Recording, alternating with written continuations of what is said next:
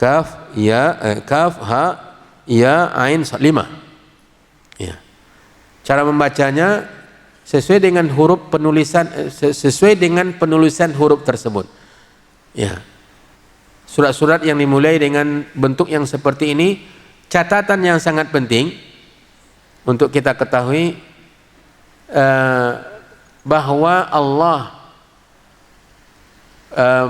mengungkapkan dalam bentuk ayat di dalam Al-Quran huruf-huruf yang tersusun yang tidak membentuk kata yang bermakna. Hikmahnya adalah untuk menjelaskan kepada orang-orang Quraisy,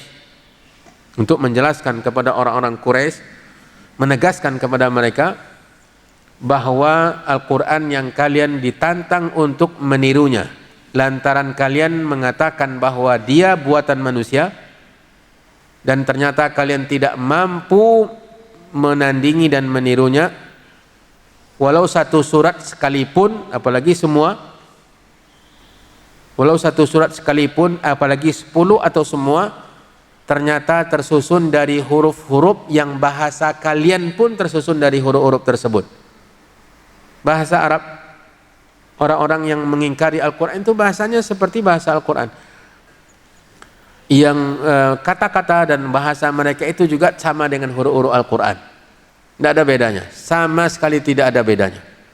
Huruf-huruf tersebut dan kata-katanya juga kata-kata mereka, ya, kata-kata mereka, tetapi susunannya dan sastranya itu yang tidak mampu mereka lakukan. Walau satu surat sekalipun mereka tidak bisa menirunya.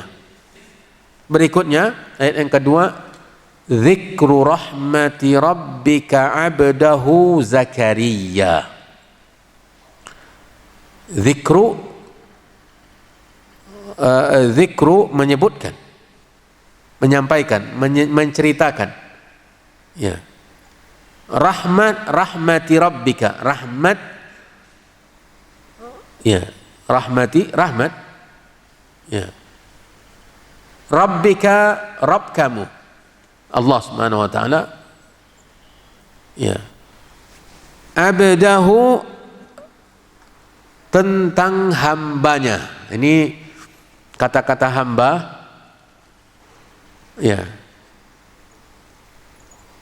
menunjukkan bahwa dalam agama ini semakin seorang manusia merasakan bahwa dia hamba, maka semakin mulia dia di mata Allah.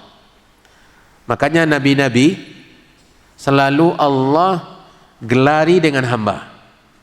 Dan memang mereka merasa berbahagia sekali ketika menerima panggilan atau cerita tentang mereka dengan kata-kata hamba. Mereka sangat bahagia.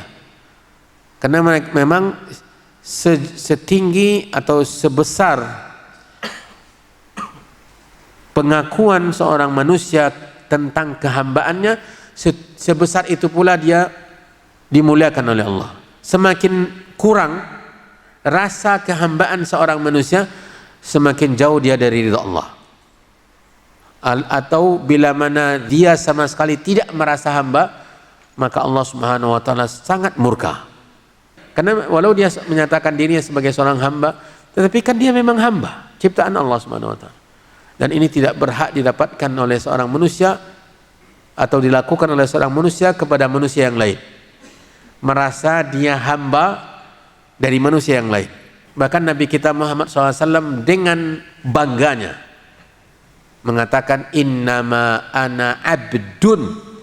Ya, sesungguhnya saya hanya seorang hamba. Nabi yang mengatakan demikian dalam hadis yang sahih. La tutruni kama atratin nasara al-masih ibn Maryam. Innama ana abdun. Jangan kalian sanjung-sanjung saya, jangan kalian tinggi-tinggikan saya, jangan kalian puja-puji saya sebagaimana umat Nasrani memuja dan memuji Nabi Isa. Kata Nabi kita Muhammad SAW, jangan kalian lakukan itu kepada saya, karena saya hanya seorang hamba. Dzikru rahmati rabbika abdahu Zakaria. Berikut ini Allah akan menyebutkan betapa rahmatnya terhadap seorang hambanya, yaitu Zakaria. Allah bercerita tentang Nabi Zakaria dan apa saja rahmat yang Allah berikan kepada beliau. Itu ayat yang pertama, ya. In idh nada rabbahu nidaan khafiyya. Idh, tatkala, ketika. Nada, menyeru, ya. Rabbahu, Rabbnya Allah. Maksudnya Zakaria berdoa, menyeru, memanggil. Nidaan khafiyya. Nida, panggilan. Khafiyya, yang lembut, ya. Khafiyah itu asalnya tersembunyi, maksudnya lembut, tidak terdengar oleh orang banyak. Ini yang ditekankan oleh Allah Subhanahu wa taala dalam cerita, dan itu rahmat Allah. Yang pertama, berdoanya dia. Iznada, berdoanya ini rahmat. Berdoa yang dilakukan oleh Nabi Zakaria adalah rahmat Allah. Dan setiap kita merasa bahwa kita butuh berdoa, maka ini rahmat Allah Subhanahu wa taala. Kita harus yakin. Ketika seseorang itu merasa dia harus selalu meminta, catatannya bahwa ini adalah rahmat Allah yang Allah ceritakan untuk Nabi Zakaria. Itu yang pertama. Yang kedua, dari cerita Nabi Zakaria ini untuk ayat yang ketiga ini adalah sebagaimana ditafsirkan oleh para ulama. Beliau berdoa meminta kepada Allah dalam waktu yang lama, bukan 1-2 hari, bukan 1-2 bulan, terus dan banyak meminta, dan bahkan permintaannya itu saja. Ya, di antara yang diisi, yang ada dalam doanya, permintaan untuk diberikan anugerah anak. Ini di antara rahmat. Orang bila mana tidak merasa berputus asa meminta apa yang diinginkan dari Allah, ini rahmat yang kedua. Orang kalau 1-2 hari meminta, kemudian dia berhenti karena merasa tidak diberi, maka dia jauh dari rahmat Allah Subhanahu wa taala. Jauh dari rahmat Allah. Karena sebenarnya berdoa itu juga termasuk rahmat Allah. Seperti yang pertama tadi. Seseorang kalau sudah menengadah dan dia tengadahkan tangan memanggil Allah, Allahumma Rabbana Rabbi, atau dalam bahasa kita, ya Allah, wahai pencipta langit dan bumi. Ini rahmat Allah. Allah merasa, Allah Subhanahu wa taala ketika seorang hamba melakukan itu, Allah Subhanahu wa taala menyukainya. Makanya Allah perintahkan kita untuk berdoa. Catatan yang ketiga dari ayat yang ketiga ini, bahwa dengan ungkapan nidaan khafiyah, panggilan yang lembut, ini menunjukkan bahwa kita berinteraksi dengan Allah bukan seperti berinteraksi dengan manusia. Kita yakin Allah Subhanahu wa taala berada di atas makhluknya, jauh dari makhluknya. Bukan hanya kita manusia, semua makhluk Allah berada di bawah Allah Subhanahu wa taala. Allah di atas, dan sifat ini sifat zat Allah, al-ulu. Sementara kita meminta dari bumi, dari bumi. Di atas kita sekian banyak makhluk Allah Subhanahu wa taala. Langit saja 7. Tetapi kita dengan suara yang lirih, yang lembut, ketika kita yakin Allah Maha mendengar, maka ini juga rahmat dari Allah. Keempat, ini di antara isi doanya Nabi Zakaria. Qala rabbi inni wahanal azmu minni washta'ala ar-ra'su. Subhanallah, saya belum merinding saya ketika mulai membaca doanya ini. Jadi tidak ada yang mustahil. Keyakinan, keimanan kepada Allah itu, ketika kita meminta sesuatu, ini membuat doa kita lebih bermakna. Nabi Zakaria meminta sesuatu dalam perhitungan atau kali-kalian manusia, itu mustahil. Dia mengatakan, Rabbi inni wahanal azmu minni.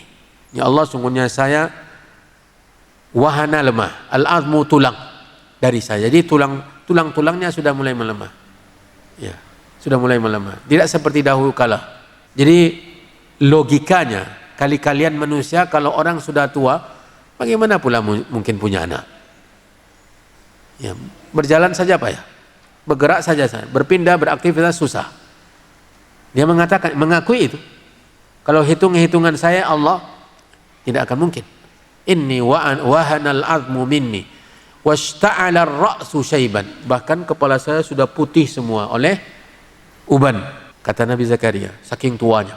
Inni wahanal azmu minni, tulang saya sudah mulai melemah.